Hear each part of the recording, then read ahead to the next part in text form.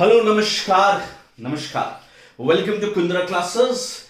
Today the topic of discussion is equivalence of functional dependency. तो अभी तक हमने फंक्शनल डिपेंडेंसी क्या होती है, ठीक है, फंक्शनल डिपेंडेंसी के ऊपर क्वेश्चन कर लिए। अब फंक्शनल डिपेंडेंसी का इक्विवेलेंस फाइंड करना, ठीक है, कि फंक्शनल डिपेंडेंसी का इक्विवेलेंस फाइंड करने का मतलब क्या है। आपको दो सेट ऑफ फंक्शनल डिपेंडेंसी दिए हैं, ठीक है, और आपको पता लगाना है, सपोज करो आपको पता लगाना है, ठीक है, कि इसमें से कौन सी फंक्शनल डिपेंडेंसी बेस्ट है जिनका इस्तेमाल करके हम टेबल बनाएं या जिनका इस्तेमाल करके हम अपने काम को पूरा करें, ठीक है।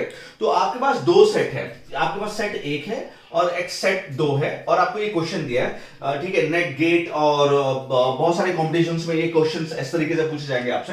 तो आपको एक टेबल दिया है जिसमें इतने कॉलम है X Y Z W V, एक P set of functional dependency और एक Q set of functional dependency है। आपको इनके बीच में इक्विवेलेंस बताना है, क्या पी क्यू का सबसेट है, क्या क्यू पी का सबसेट है, क्या पी क्यू के बराबर है, क्या पी क्यू के बराबर नहीं है, ठीक है। तो इस ऐसे क्वेश्चंस को किस तरीके से सॉल्व करते हैं, पहले तो बोलते हैं इनको इक्विवेलेंस, और इक्विवेलेंस निकालते कैसे हैं, तो उसको हम करने की कोशिश करते हैं। Let's start with the question. तो आपको क्वेश्चन दिया है और फिर वही बात, बिल्कुल डरने की बात नहीं, बहुत आराम से सॉल्व होगा क्वेश्चन, ठीक है। ध्यान से देखो अभी क्या है, आपको क्या है, अगर मैं इस साइड की फंक्शनल डिपेंडेंसी देखूं P, तो P को देखूं तो X किसको डिटरमाइन कर रहा है, Y को, XY किसको डिटरमाइन कर रहा है, Z को, W किसको डिटरमाइन कर रहा है, XZ को, और W किसको कर पा रहा है, V को भी कर पा रहा है। तो ये ये जो P फंक्शनल डिपेंडेंसी है वो इस प्रकार से और Q इस तरीके से। तो क्या इन दोनों के बीच में कोई इक्विवेलेंस है, कोई रिलेशन है, तो और डिटरमाइन करते हैं कि कैसे करें, क्या पता करें। तो हम क्या करेंगे, इस सारे लेफ्ट हैंड साइड का क्लोजर निकालेंगे। तो x प्लस निकालेंगे हम, x y प्लस निकालेंगे, क्लोजर निकालना मैंने आपको बता दिया है। अगर आप मेरी ये वीडियो डायरेक्ट देख रहे हैं तो क्लोजर वाली वीडियो देखिए, क्लोजर सेट कैसे निकालते हैं, और w प्लस, ठीक है, क्लोजर निकालना है आपको, ठीक है। और फिलहाल मैं क्लोजर बता देता हूं क्लोजर कैसे निकले। लेकिन अब आपको जो क्लोजर निकालना है तो आपको इन फंक्शनल डिपेंडेंसी का इस्तेमाल नहीं करना, आपको ये फंक्शनल डिपेंडेंसी का इस्तेमाल करना है, क्लियर, ताकि क्या इनकी मदद से, इन फंक्शनल डिपेंडेंसी की मदद से भी हम वो सारी चीजें डिटरमाइन कर पा रहे हैं जो ये कर पा रहा है। तो अगर इनकी मदद से हम वो चीजें डिटरमाइन कर पा रहे हैं जो ये कर पा रहा है, तो इसका मतलब इसके बीच में रिलेशन है, मतलब ये जो है इसका सबसेट है, क्लियर। अभी समझते हैं, लेट्स स्टार्ट। x प्लस, तो x प्लस में x तो आएगा, x के क्लोजर में x तो आएगा, और अब इसको देखो x के साथ और क्या डिटरमाइन हो सकता है, yz, तो yz आ गया, क्लियर। और क्या w आ रहा है, नहीं w नहीं आ रहा, तो बस इतना। x y का क्लोजर निकालो, तो x y के क्लोजर में x y तो आएगा ही, आ गया। अब फिर से देखो x से क्या निकाल सकते हैं, yz, y ऑलरेडी है तो z आ गया, क्लियर। w प्लस से क्या निकाल सकते हैं, w तो ऑलरेडी आएगा, और w से क्या निकाल सकते हैं, xv, तो x और v आ गया। अब x भी आ गया, तो अब x से क्या निकाल सकते हैं, yz, तो yz पूरा आ गया, क्लियर। तो w प्लस से हमारा ये पूरा निकल के आ गया। चलो फिर w प्लस निकालना है, तो w प्लस से w तो आएगा ही, और w से क्या आ जाएगा, xv आ जाएगा, सॉरी w से क्या आ जाएगा, xv आ जाएगा, इस xv से, और इस x से yz आ जाएगा, क्लियर। तो अब हमने ये डिटरमाइन कर लिया, लेकिन मदद किसकी हेल्प ली, इन फंक्शनल डिपेंडेंसी का क्लोजर, इस लेफ्ट साइड वाले का क्लोजर निकाला है, ठीक है, लेकिन हेल्प किसके लिए है, इसके राइट साइड वाले की हेल्प ली है। तो हम अब और चेक करते हैं, क्या जो ये डिटरमाइन कर पा रहा था, क्या ये भी वो डिटरमाइन कर पा रहा है। यहां पे x y को डिटरमाइन कर रहा था, क्या यहां पे x y को, हाँ, y को डिटरमाइन कर पा रहा है, तो एक काम तो कर पा रहा है ये। चलो x y z को डिटरमाइन कर रहा था, तो क्या x y यहां पे भी z को डिटरमाइन कर पा रहा है, हाँ, z को भी डिटरमाइन कर पा रहा है, क्लियर।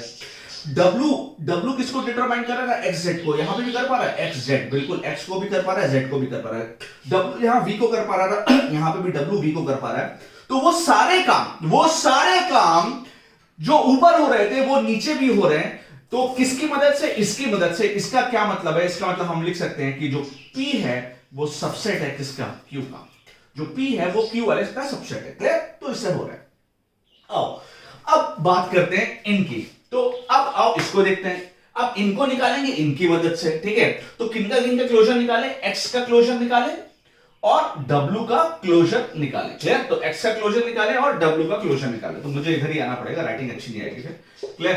अब लेकिन मदद किसकी लेंगे, इसकी मदद लेंगे। तो x का क्लोजर निकालो, x के क्लोजर में x तो आएगी। अब इधर x से क्या डिटरमाइन कर सकते हैं, y, और x y दोनों आ गया। x y से क्या हो सकता है, z आ गया, और w तो है नहीं, चलो तो x से इतना डिटरमाइन कर सकते हैं। w से क्या डिटरमाइन कर सकते हैं, w से w तो कर सकते हैं, और इधर देखो w से क्या कर सकते हैं, xz, तो xz आ गया, और W से क्या कर सकते हैं, V कर सकते हैं, तो V आ गया। और देखो कुछ हो सकता है X से, हाँ X से Y भी कर सकते हैं, तो Y हो गया, और XY से Z ऑलरेडी है, तो W प्लस में ये सारी चीजें आ गई। क्लियर।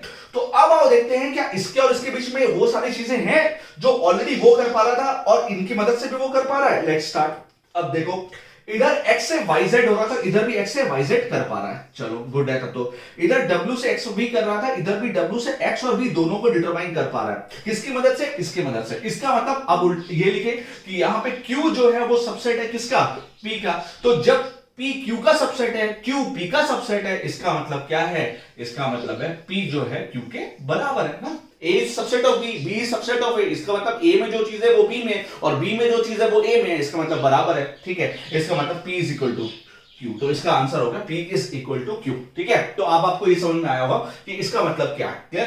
तो अब आती बात टेबल बनाने के लिए हम कौन सी फंक्शनल डिपेंडेंसी का इस्तेमाल करें। तो टेबल बनाने के लिए आप इसको भी ले सकते हैं, आप इसको भी ले सकते हैं, या अगर आपको कुछ करना है तो इस समय क्या है, अगर आप डेटाबेस एडमिनिस्ट्रेटर हैं तो आप दोनों फंक्शनल डिपेंडेंसी का इस्तेमाल कर सकते हैं, क्योंकि दोनों बराबर है, दोनों में उतनी ताकत है। किसी की मदद से भी आप किसी को डिटरमाइन कर सकते हैं, तो दोनों में इतनी ताकत है। क्लियर। तो यहां पे हम किसी भी एक सेट को उठा सकते हैं। चलो एक और क्वेश्चन करके देखते हैं, एक क्वेश्चन और देखते हैं। चलो अब इस क्वेश्चन को सॉल्व करते हैं।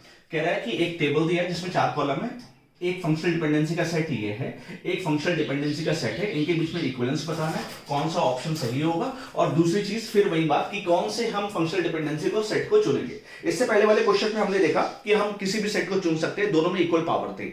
अब आओ देखते हैं, चलो लेट्स स्टार्ट। तो मैंने जैसा बताया था कि अब आपको निकालना है a प्लस निकालना है, आपको b प्लस निकालना है, c प्लस निकालना है। ठीक है लेकिन मदद किसकी लेनी है, इसकी लेनी है। क्लियर। तो मदद क्यों इसकी लेनी है, क्योंकि हमें ये देखना है कि क्या जो ये f निकाल पा रहा है क्या वो g की मदद से निकाल पा रहा है। तो a प्लस निकालो, तो a प्लस में a तो आएगा ही आएगा, और इधर a से bc आ गया। ठीक है, और c से क्या आ गया, d आ गया, तो a प्लस में ये आ गया। चलो b प्लस निकालो, तो b प्लस में b तो आएगा, और b से क्या आ सकता है, और b तो कुछ है ही नहीं, तो b में से b आएगा। c प्लस से क्या आ सकता है, सिर्फ c तो आएगा, और c से देखो क्या आ सकता है, d आ सकता है, और कुछ आ सकता है नहीं, तो और कुछ भी नहीं आ रहा तो इतना ही आएगा। चलो अब देखते हैं ताकत देखते हैं। तो इधर a से क्या डिटरमाइन हो रहा है, b डिटरमाइन हो रहा है, इधर भी a से b डिटरमाइन हो रहा है, हाँ a से b डिटरमाइन हो रहा है, इधर b से c डिटरमाइन हो रहा है, लेकिन इधर b से सिर्फ b डिटरमाइन हो रहा है। तो हमें ये पता चला कि g में उतनी ताकत नहीं थी, g में उतनी ताकत नहीं थी जो f की वैल्यू को डिटरमाइन कर पाए। तो f is not subset of g। तो जब f g का सबसेट ही नहीं है तो 100% f g के बराबर भी नहीं होगा, क्योंकि बराबरी की क्या कंडीशन होती है, f g का सबसेट हो, g f का सबसेट हो, तो दोनों बराबर हो गए। जब पहली कंडीशन फॉल्स हो गई तो सेकंड कंडीशन भी ऑटोमेटिकली फॉल्स हो गई। तो ये दो कंडीशन तो हमारी खराब हो गई कि f is the subset of g, ये नहीं होगा, और f is equal to g, ये नहीं होगा। अब इन दो ऑप्शन में से एक ऑप्शन होगा। आओ चलो चेक करते हैं। क्लियर। चलो अब आओ इनको निकालते हैं। तो अब इसको करते हैं पहले।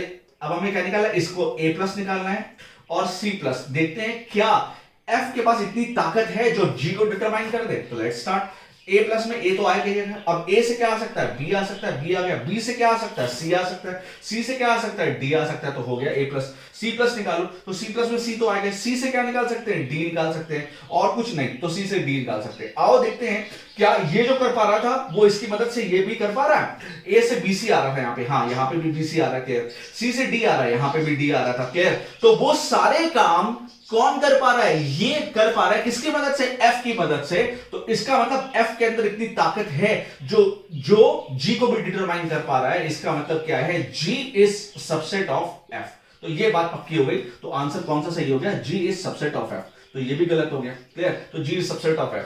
अब आती है बात कि कौन सी फंक्शनल डिपेंडेंसी को हम चुनेंगे। ठीक है, अब आप एक बात बताओ, आप खुद बताओ कौन सी फंक्शनल डिपेंडेंसी को चुनोगे।